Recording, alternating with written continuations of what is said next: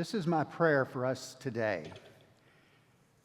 Lord, may the words of our mouth and the meditation of our hearts be acceptable and pleasing to you, O Lord, our rock and our Redeemer.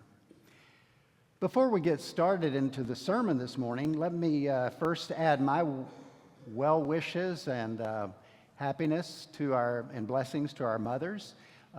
You can't do that too much. I called my mother yesterday and thought about what I needed to say to her to honor her on Mother's Day. And I'm sure you've been doing the same thing. But our mothers deserve all the honor and praise and love and blessings that we can give them. They gave us life, well, that's obvious, but they've also nurtured us and given us spiritual life as well.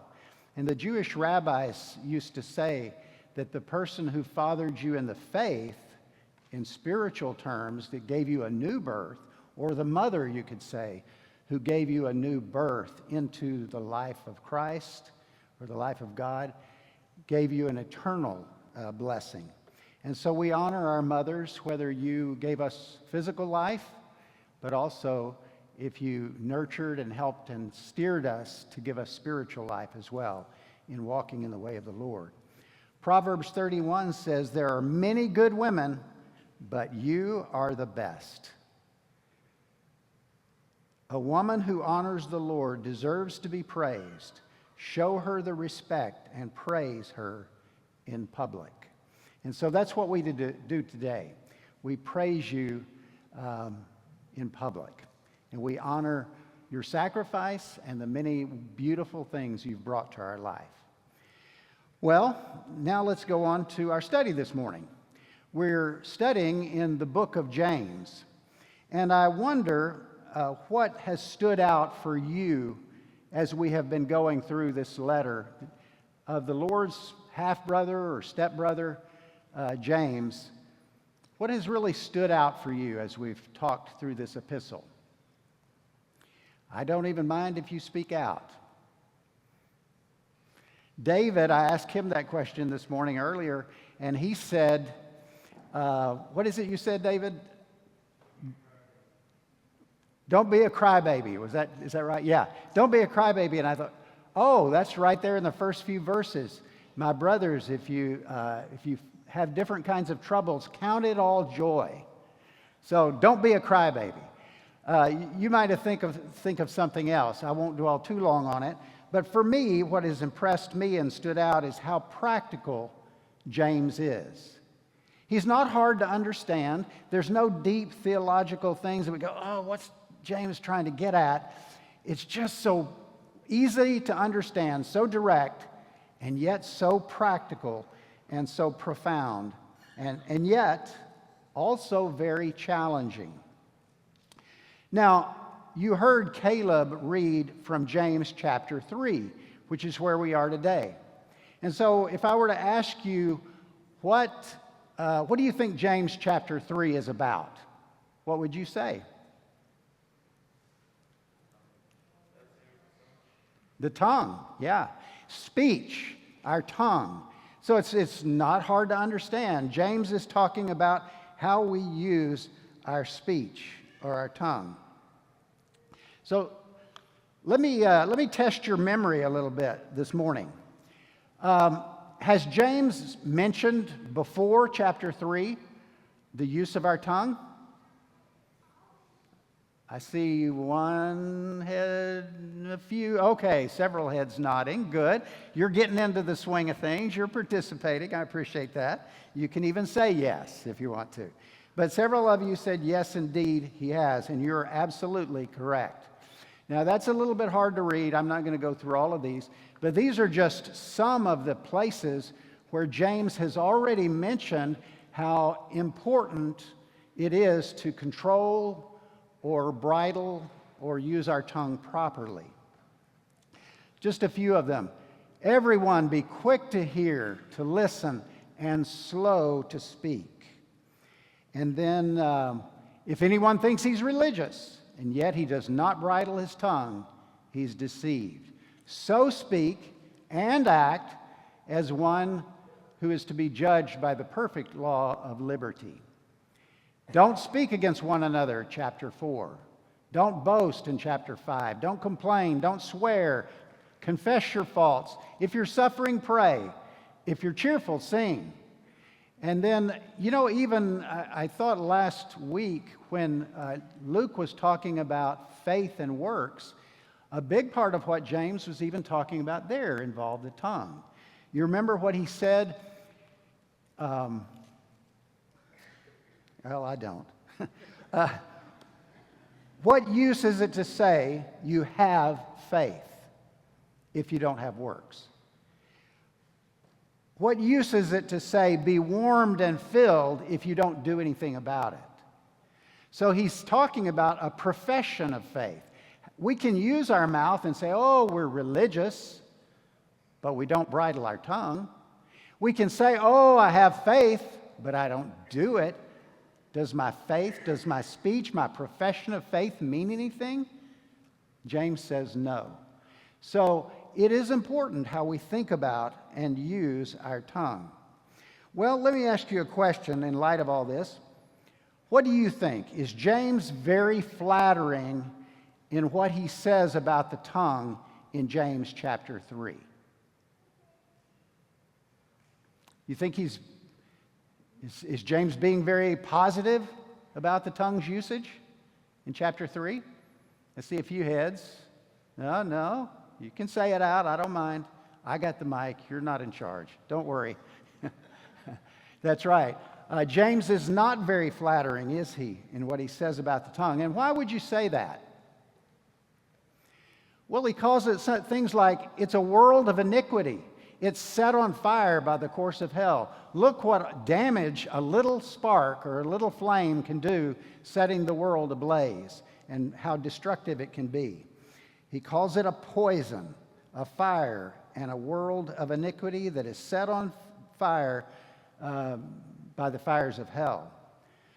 What do you think that James is trying to say, that there's absolutely no value or no good uses or proper or blessings that the tongue can be? I don't think so. I mean, obviously, there are some very beautiful uses of the tongue, right? James mentions some of them in other places in the epistle. But I even heard this morning as we came in some of the beautiful uses of the tongue or our speech. When we were singing praises, right? As I watched people come in, you were giving one another blessings, welcoming one another. Good morning, with big smiles on your face. You were singing beautifully, greeting people with heartfelt love and appreciation. So there are obviously many beautiful and good uses of the tongue. I thought about that and I thought, wow, I wonder, with people with such beautiful voices unlike mine, like Carly, I wonder, it would be so beautiful to hear her singing to Nora and Samuel at night as she comforts her children, or Peyton and Alex as they sing, or our other beautiful singers here. We comfort people. We sing our children to give them joy or to soothe them at night. There's some beautiful uses.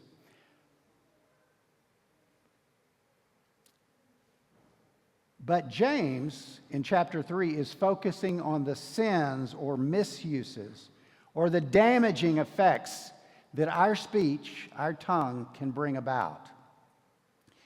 And I want to ask you now, what are some of the ways that we can use our tongue inappropriately? How can we hurt? How can we misuse? How can we sin with the tongue?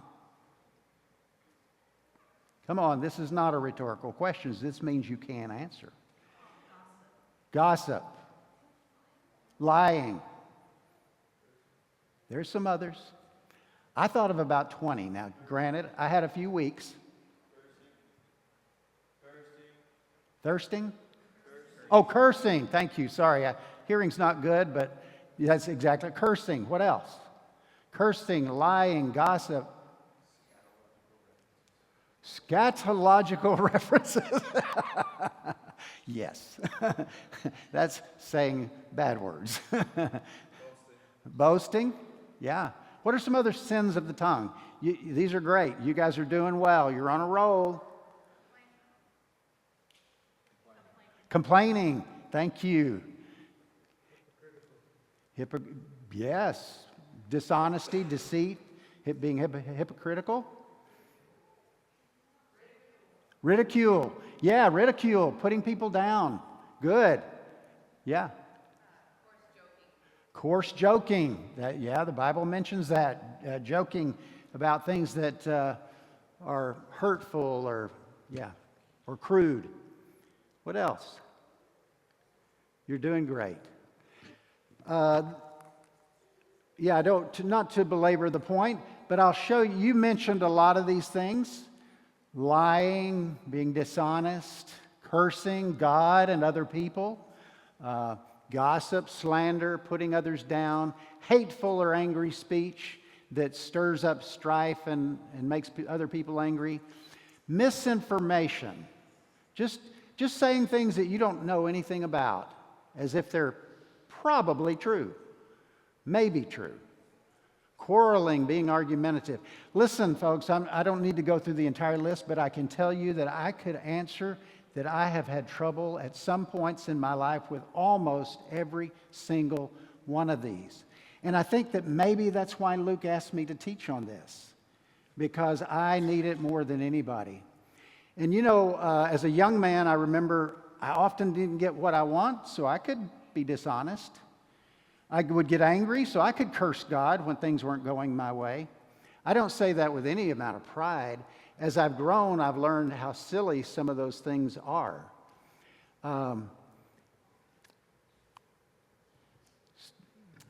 Today, I think I still have trouble with using my words to manipulate people.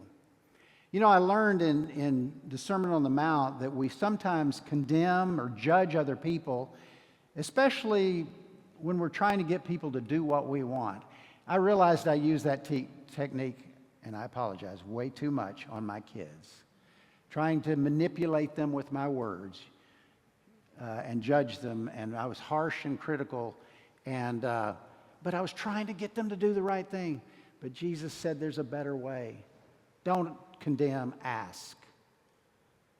Ask, how's that working out for you? Is that really the best way to live? Give them an opportunity to grow. Another place I'm often sinning, too much speaking.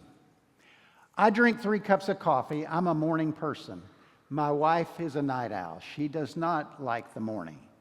I will have 3 cups of coffee and I will wear her out with much speaking. And shame on me. Sometimes, even in sermons, I've been known to speak too much, right? That won't happen today, I don't think. Sometimes we speak when we should be silent.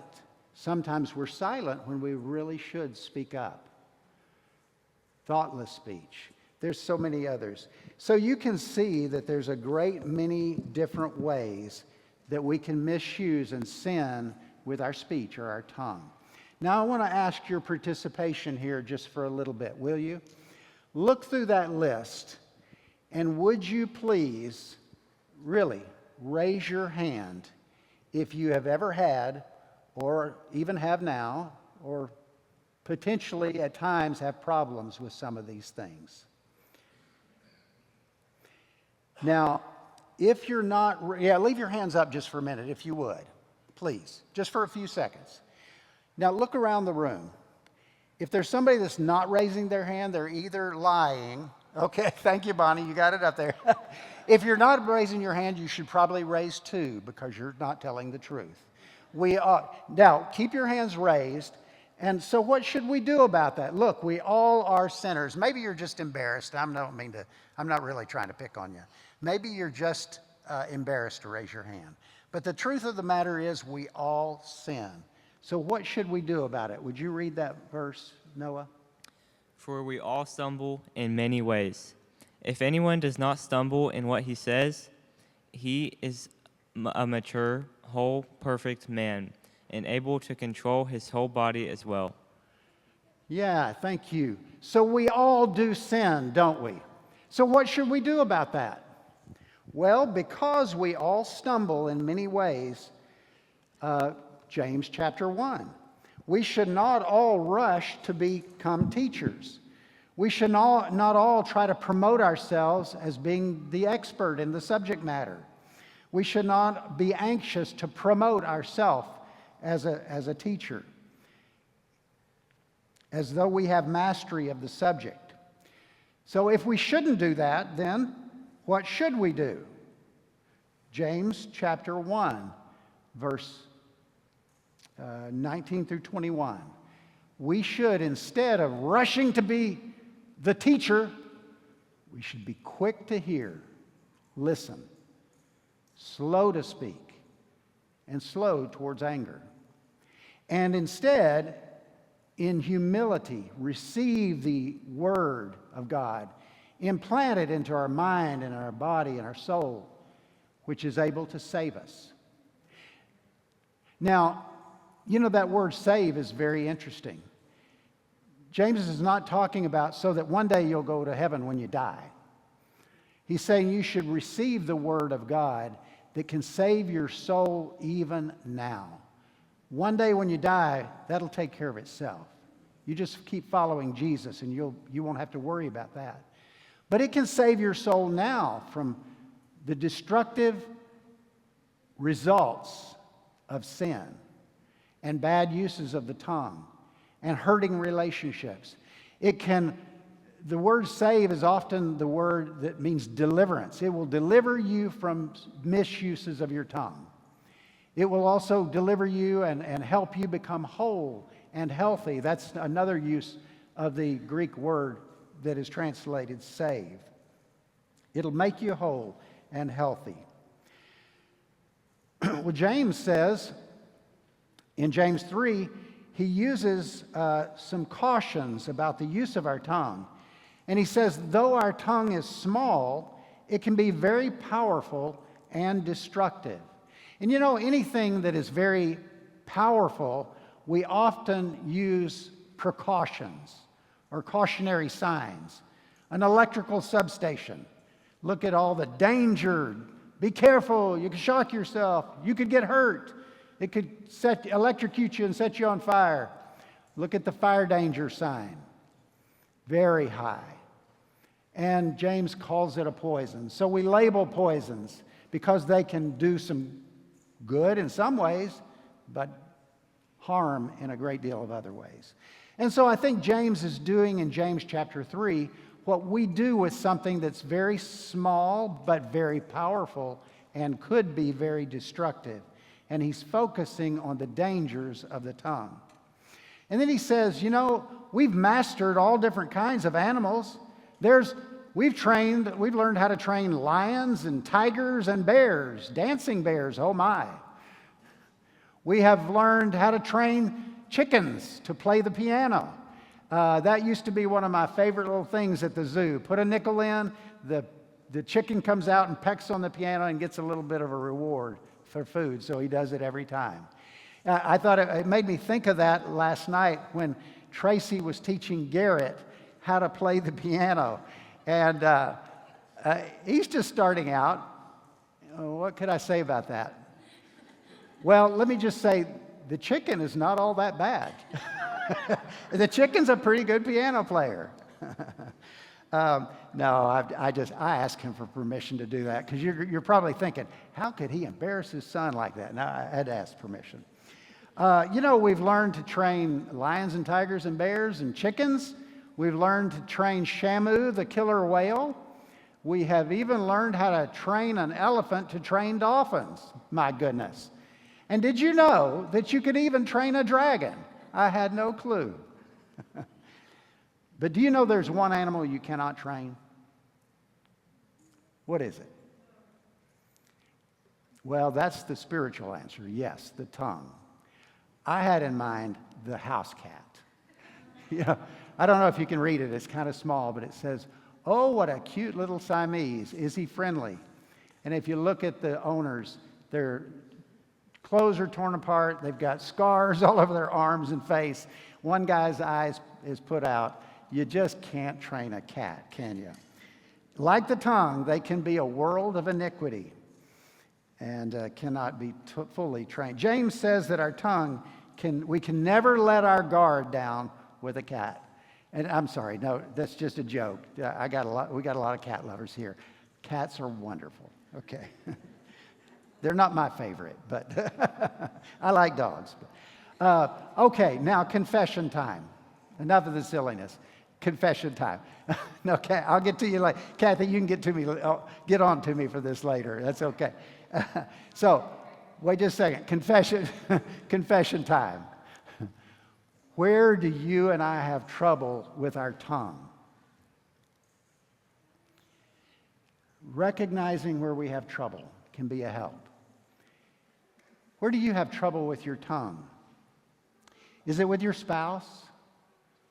Is it with social media? Is it talking politics? Is it when we get frustrated or angry? Where do we usually have trouble with our tongue? Let me go back to those lists of sins of the tongue and think about these and think about maybe where you have trouble from time to time in the use of your tongue.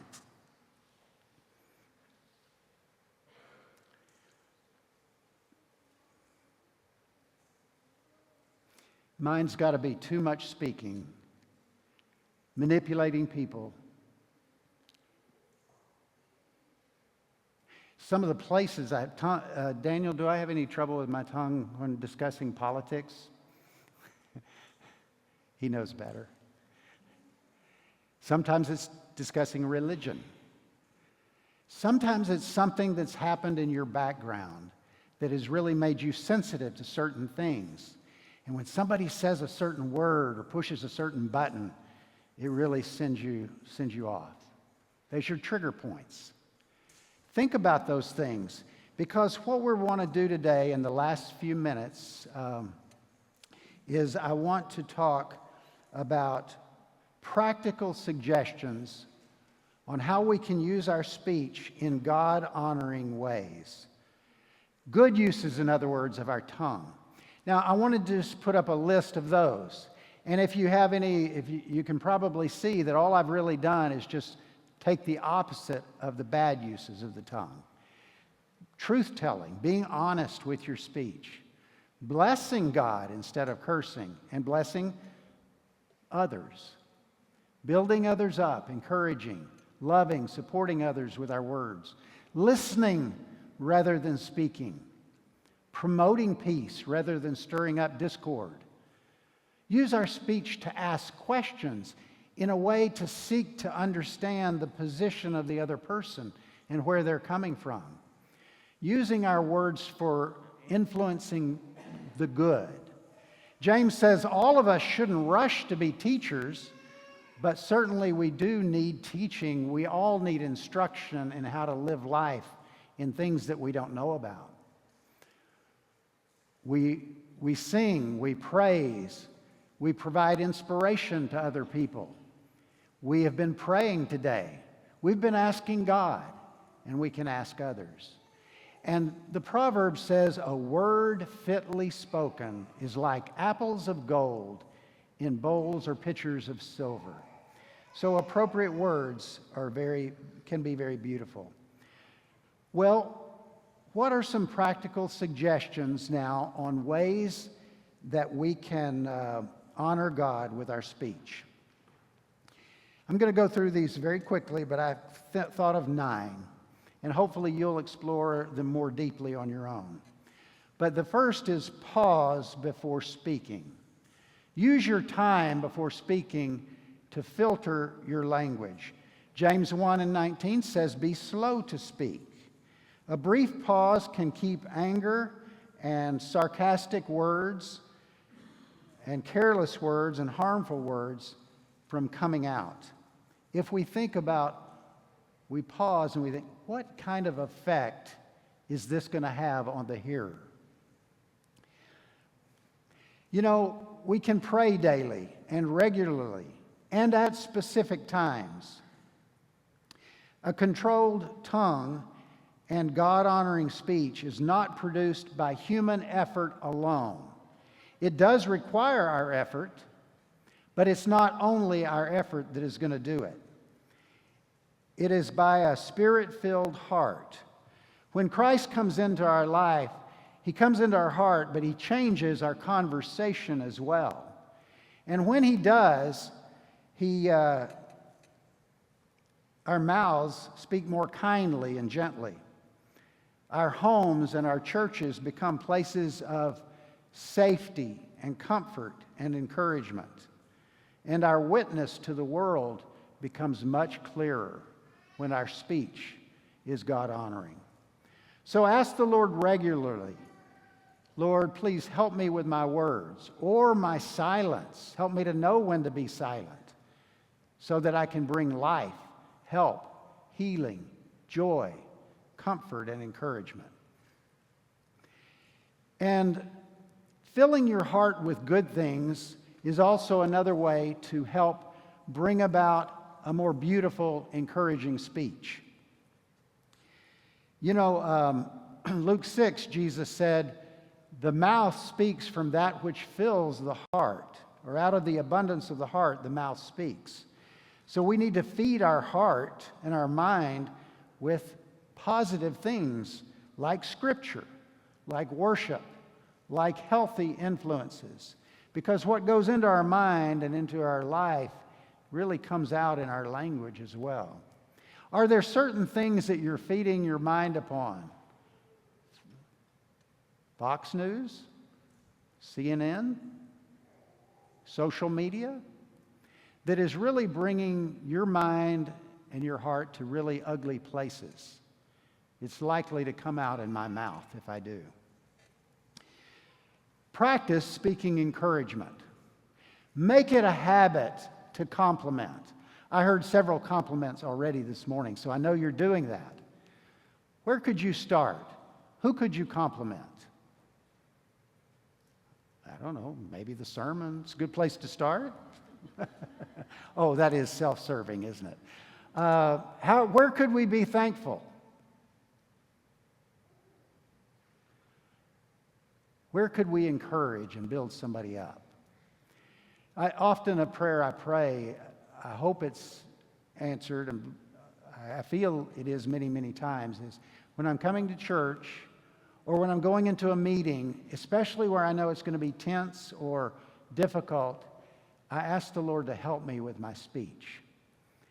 I guess that goes back to asking, that's number 2 really. But practice speaking encouragement. Speech is a habit just like everything else we do. And if we get into a habit of complimenting, encouraging, building other people up, we'll go a long way to avoiding the misuses of our tongue. Lower your voice. Lower your voice when there's conflict. Lowering the voice, according to Proverbs, a gentle answer turns away wrath and anger. Speak softer. Our tendency is to try to drive our point across and speak louder. And that raises the voice of the other person. So practice soft, gentle speech. Especially when you're feeling that tenseness in your shoulders and you're you're trying to get your point across and they're just not getting it. Try just relaxing. Let that be a signal. You know, I don't have to drive my point across. And lower your voice. Know your triggers. We kind of touched on that already. Do you lose control when you're tired, you're hungry, you're stressed? When somebody says a word that you don't like or they're being offensive to you, do you offend in return? Are there certain topics? Knowing your triggers will help you put that muzzle on, put the guard up, and make sure. Learn to listen well. This is more for me than anybody else. Right, honey? I need to learn to listen. Seek to understand the other person's position. And like Dallas Willard said, I practice the habit of not having to get the last word.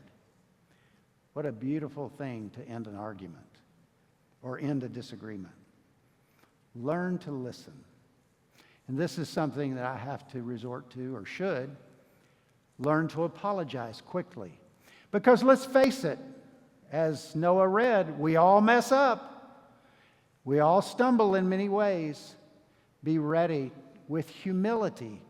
Humility is a virtue that's going to add benefit and value to every aspect of your life, especially in your speech.